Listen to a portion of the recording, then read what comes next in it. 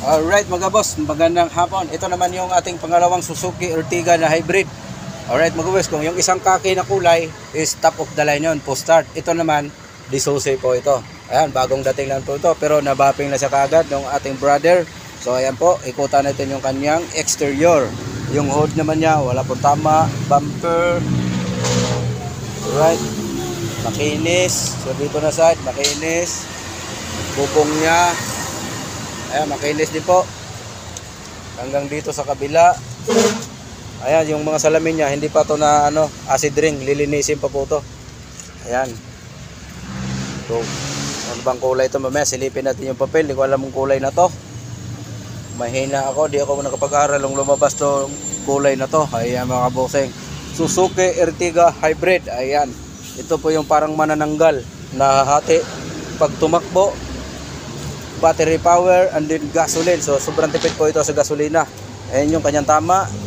Dito sa side mayroon ito, mayroon siyang mga konting gas-gas. And then may dent dito sa pinto. Ayan po. Ayun lang po, maliit lang yung kanyang tama.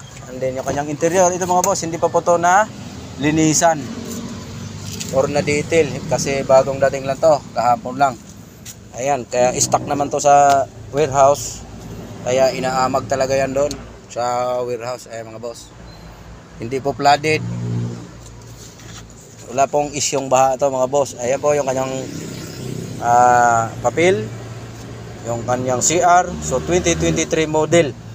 Ayan mga bossing, ang kulay niya is gray. Ito, Ertiga GL automatic transmission hybrid. Ayan, na 1.5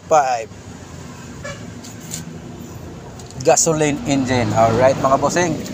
So ayun po, may mapagpipilian na kayo, may option po kayo. Ayan, may isang kaki, may gray. Ayan, so mamili na lang kayo. Top of the line 880 yon. Ito naman, hindi naman top of the line. Baka medyo mababa lang ang price dito kasi hindi siya top of the line. Ayan po, JLX yun eh.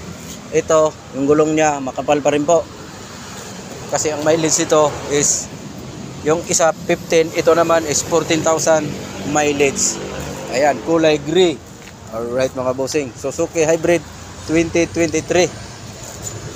Ayan, yung kaibahan ng hybrid, yung top of the line, may side mirror, may ilaw yung side mirror niya kagaya nito.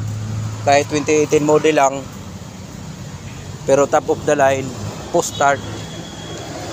Alright mga bossing, ito naman yung 2018 na Suzuki Ertiga. Hindi naman po to hybrid.